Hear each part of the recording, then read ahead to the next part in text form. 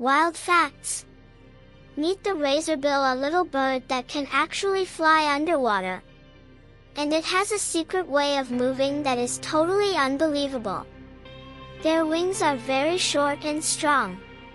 They work just like tiny paddles. These birds also hide in rocky cracks to stay safe. It is like if you could swim through your bathtub using your arms as oars. They can dive down to extreme depths to find snacks. They live on rocky cliffs and hunt for little fish in the cold sea. Its thick beak even looks just like a sharp razor. Which part of their underwater adventure was your favorite?